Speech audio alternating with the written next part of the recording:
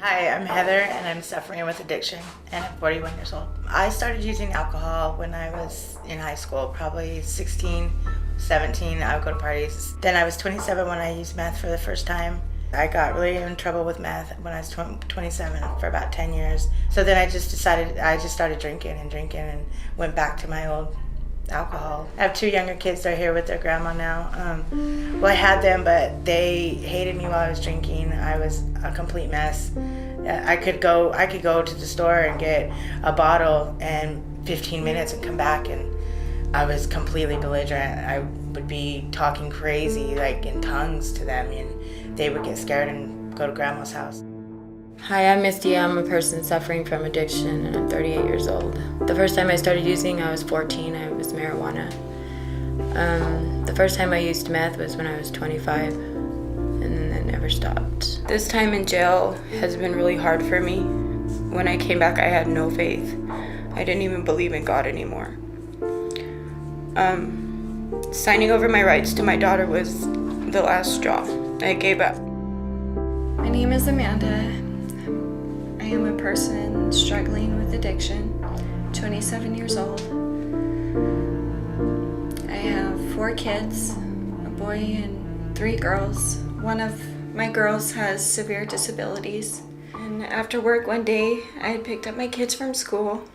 We were eating peanut butter pretzels and having fun doing homework. And I get a knock at the door. I open it and it's my ex-husband. And he hands me a blue paper. He says, "I got the kids." And there was 2 Safford cops with them. I forgot I had court that day. So it defaulted in his favor. So I had to watch my older 2 that I always had get dragged out of my house. So after that, I went into a severe depression. So I had a friend that kept hitting me up on Facebook saying we should hang out. I said, "Well, I'm going through a lot right now." And he said, "Well, I have something that can help you." And I ignored it for a long time because I've never used drugs before that, really. And finally one day I texted him back. I said, "Hey, let's hang out." And that's when I started using heroin. And nobody knew about it. I was slowly slipping away. And it just didn't stop after that. I just started using more and more and more just to deal with all the pain. Hi, my name is Raymond. I'm 30 years old and I'm a struggling addict. I've been using for more than half of my life. I started when I was 16, just smoking marijuana with my sister. And then along with partying with my friends and stuff, alcohol came into the picture. I started drinking alcohol when I was 17 years old. First time getting drunk was a 40 of Mickey's. I slammed the whole thing as a dare. Been in and out of this jail a couple times, but I just picked up my 7th possession charge. My attorney made a joke. I thought it was a joke, but she's dead serious. She says, "Raymond, you're gonna do a life sentence 1 year at a time." Hi, I'm Derek. I am a person suffering from addiction. I am 33 years old, and I was born in Yuma, Arizona, and raised in Safford. When I was 14, I started using marijuana. I didn't realize how much I loved marijuana until after my dad passed, and what it gave me was just a way out. That's exactly what I used it for. I used it to run away from facing those fears, from those problems. It just progressed from marijuana to where that wasn't enough. I wasn't numb enough. And so it developed into abusing cough syrup. It developed into abusing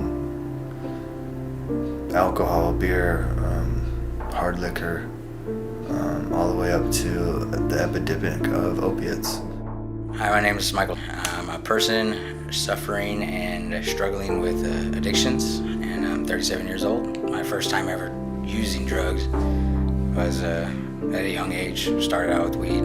once I got out of high school and headed toward college, that's when I started hitting it up, trying coke and heavier things. My brother was the first person I did meth with, and I didn't know it was meth. He's making really good money, had a nice house, was able to give my wife money every morning before I went to work. Kids had whatever they wanted, and my wife started using even more heavily. Me and my wife almost separated for a couple months, and I started buying more and hitting her up.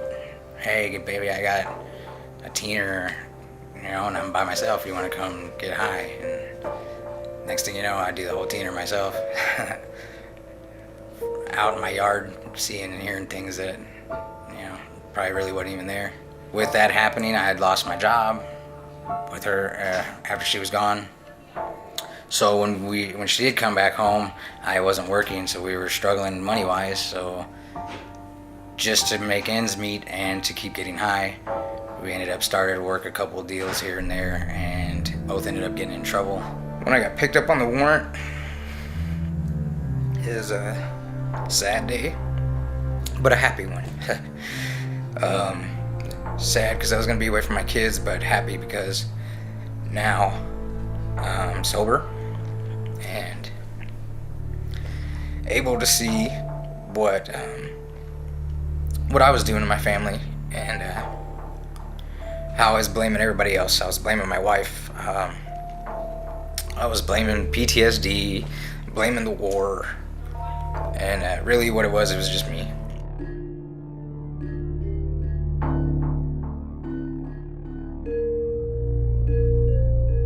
My name's Bill. I'm a person in long-term recovery, which means I've been clean from drugs and alcohol for 8 years. 8 years, April 1st. Recovery isn't something that just happened for me. Like I said, I didn't just make a decision one day and boom, I'm recovered. My life has been fantastic since. It's been something that I've had to work at.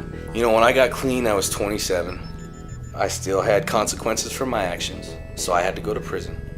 I got out of prison, I was 29 years old, and I didn't have nothing. I had nothing to my name. I had built enough trust in my family to be able to luckily parole to their house. And at that time, they weren't like, here's a house key and here's this and here's that. There was still a long time that I had to be home at a certain time, or I got to let them know if I'm going somewhere. And that was okay at that time, but I didn't, for a long time when I was using, I thought I had missed the boat on life. I'll never recover from all this wasted time. Right, and that's something that my addiction will tell me to keep me there, it's too late. The most important thing about recovery is that anyone can do it. That's the most important thing. It doesn't matter what age you are. So for me, the biggest thing was finding like-minded people that have had the same, that when I could hear them talk, I could tell that they'd been the same places. And I don't just mean weird apartments. I don't just mean homeless. I don't just mean robbing people at 3 a.m. to get drugs. I'm talking about the deep recesses of my mind and the deep recesses of my spirit that I'd been in order to find and use drugs. Those places that I said I'd never go, and those places that I was always ashamed that I had to go. And when I found people that had shared that experience, but yet they were happy. And when I got there, my life was a complete wreck. There wasn't anything to really be happy about, And they could share with me how they had gotten to be happy. Finding out that I wasn't alone. And that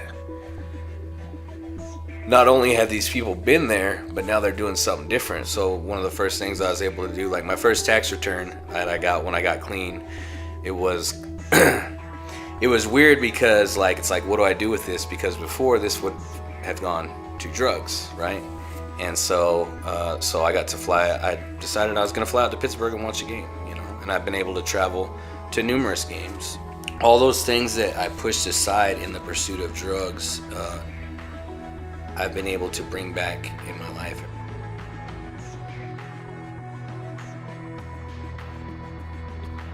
My name is Kathy. I'm a person in recovery from addiction and alcoholism. I have not used a drug or picked up alcohol and taken a drink in over a year. Specifically, I was using opiates and heroin, which is a big, big problem nowadays in the country. At this time, I didn't realize it was a problem. I just thought it was a lifestyle that I was going to have to live and do for the rest of my life. I didn't know that recovery or sobriety was an option. I didn't know if I could do it. I didn't know if I could live sober. I didn't know if I could function without having these chemicals in my body. The week that I realized I somewhat needed help, way deep down inside, I knew I couldn't live like this anymore. I didn't want to, but I didn't know how. I didn't know what to do. I didn't know there was any existence of what you hear of 12-step recovery. I knew rehab facilities, but I'd always told myself, I'm not that kind of person. I don't need to go there. I can do this on my own. If I just stop and get it out of my system for a few days, I'll be able to do it. When little did I know that's not the case, because it is a disease. Today, as I am in recovery, I am able to be a daughter to the mom and the dad that they raised what they wanted out of me, and they saw my full potential. I'm able to be that now. I'm able to be a sister to my younger brother. I'm able to be an aunt. I'm able to be a friend. I'm able to be a niece. I'm allowed to be these things because I'm in the right state of mind now. I want to share this message because it is possible. Recovery is possible. My name is Rhonda, and I am in long-term recovery. That means that I have not used drugs or alcohol in over 11 years. In the end of my addiction, my husband and I were smoking an 8-ball of meth a day and smoking pot and drinking. Probation came in and caught us with all the stuff we had in the house. I lost all 4 kids to foster care. They went to 2 different homes, and they wouldn't tell us where they were. Within the next couple of weeks, we ended up homeless. We ended up getting in touch with CBUS. I was afraid to go. I was afraid to quit. So I kept jumping out of the vehicle while my husband was driving, and he'd keep stuffing me back in. The problem with addiction is most people that haven't experienced it don't get it, because there's nothing to get. We're crazy. You know, we don't think like everybody else. We don't feel like everybody else. We don't react like everybody else. And we were talking to a lady in CPS, and I was sick. Oh my gosh, I was so sick, coming down. And we let her know, you know, we really need some help. We can't do this by ourselves. And she went, well, just quit using, you'll be fine. You know, it was like, and she was in a position of authority that she could have helped us. To get that reaction was so discouraging. You know, when you already feel that bad about yourself and your life, you really don't need it. They need to get somewhere where they're going to get the support that they need. And they need to just not quit, no matter how bad it sucks, because it sucks for a while. You have to pay for the wreckage of your past. You have to feel stuff you're not ready to feel. You have to deal with stuff that you don't want to do. And you just keep trudging. Don't give up, because it's worth it. Life is really good today. I don't want to drink and use today. When things happen, it might float through my mind for just a second, but things are so good, there's no way I would do anything to go back, because that's the darkest, ugliest, loneliest place I've ever been. And I can't even believe that was my life.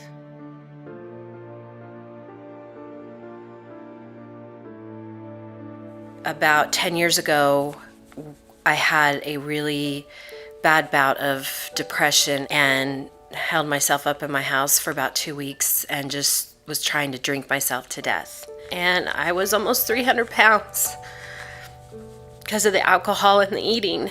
I was diagnosed with having bipolar and depression. And I kind of wrote down in just a little bit of words of exactly what my recovery has been like.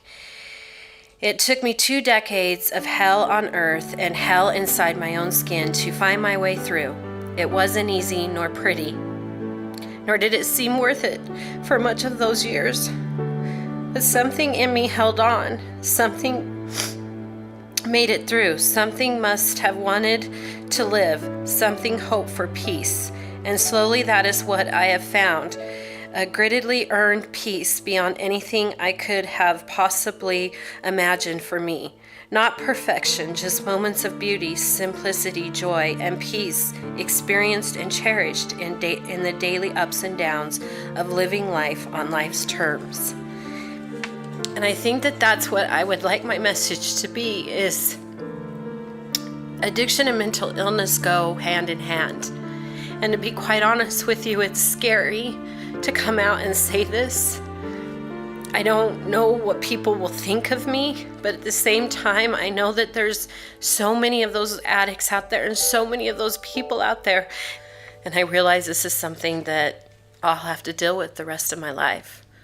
But I really feel like it's important for me now to come out and share my story and share this with people, because I don't want somebody to spend 2 decades of their years not understanding why they can't just get it. Don't leave until a miracle happens, because a miracle will happen. You're worth it. You are so worth it, I promise. You know, people suffer in silence, and they don't reach out, and they're embarrassed, and they're, you know, they don't even know who to reach out to. My name is Jan, and I am in long-term recovery to overcome the effects of my loved one's addictions and what the effects it's had on me. I went to recovery to try to fix a family member, and I found out that I really needed to be there to fix me. 14 years ago, I had a family member go into rehab, and when we went to the rehab, to the family week, they said that one of the things they said was that if family is in recovery, then they have a greater chance of succeeding. My youngest son was caught in the web of addiction. And I always believed he was going to get better. He wanted to so badly. But in April of 2012, he died of an overdose at the age of 23. He left 2 children and his family behind. The tools that I had learned in the program, in the recovery program, got me through that horrible grief. And I still use those tools. I learned in recovery how to deal with grief, and I learned that gratitude was what I needed to get through. You know, I still have a broken heart today, but I use those tools, and I have a happy life. I have peace and serenity most of the time. I have so many people in my life I'm so grateful for, and that helps me get through. I'm speaking today because I know there's many people who go through the same thing I've gone through, and they don't have recovery, and I just can't even imagine going through it without that help.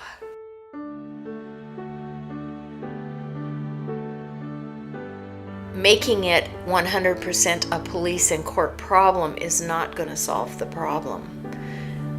Addiction requires treatment. We wouldn't ask the police to try to cure diabetes by arresting everyone who ate sugar. And it won't work any better to ask them to cure addiction by arresting everyone who takes drugs or drinks alcohol.